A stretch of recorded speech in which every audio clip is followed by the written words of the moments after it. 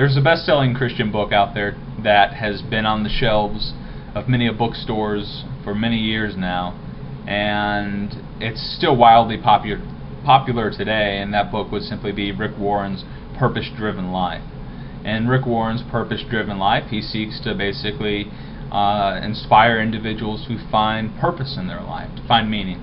And a lot of people today are searching for purpose and for meaning, and seeking for what they are here for. Because a lot of people have felt this void in their soul as far as surely to God there's something more in life than going to work every day, punching a clock, working for somebody else, punching the clock when you leave, coming home, having a bite to eat, kissing the wife and kids, going to bed, and doing it all over again the very next day.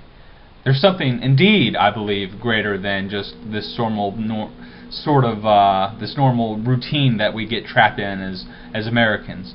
And I would just like to reflect upon a verse of Scripture from the book of Romans. In Romans 8:28 we read, "And we know that God causes all things to work together for the good of those who love God, those who are called according to His purpose.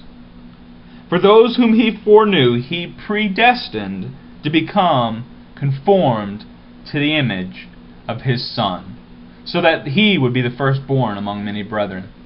I've noticed in a lot of discussion and a lot of preaching and teaching that's gone on over the years that a lot of questions about purpose and calling and ministry, what we're here for, what this is all about, ultimately get wrapped up into questions of vocation. What am I going to do for a living? Am I going to feel any sort of importance out of what I've done to contribute to society and into the world?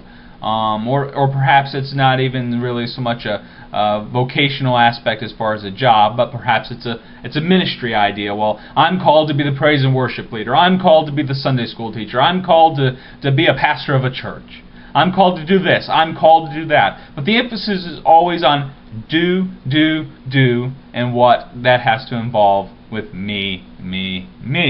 But if we were to read this verse of Romans 8:28 and 29 and consider it in light of what our callings and purposes and that sort of thing happen to be, we would read in verse 28 that, first of all, it's not about me, but ultimately that's about God. We read again, it says that God causes all things to work together for good to those who love God, to those who are called according to His purpose. Instead of asking about what my purpose for being is, perhaps we need to start asking rather a different question. What's God's purpose? What's God's plan? What does God want in my life? Instead of saying, what's my purpose, my calling, my ministry? Perhaps we need to ask the other question instead of, what's God's calling? What's God's purpose? What's God's ministry? And we continue to read in verse 29, it says, "For those whom He foreknew, He also predestined." God has a plan for your life. Yes, indeed He does. In fact, it says in verse 29, He predestined it. But you know what? That verse doesn't go on to list a job or even a ministry. But what is it that we read that God's calling and God's purpose, that He predestined, something He did way back before the foundations of the world, that God predetermined and God set forth and God called and God purposed in His mind and His heart for your life. What was that? We read in verse 29 that those whom He foreknew, He predestined to become what? To become conformed to the image of His Son. Instead of being called to be predestined to do, we read that we are predestined to become. Become what? Conformed to the image of His Son.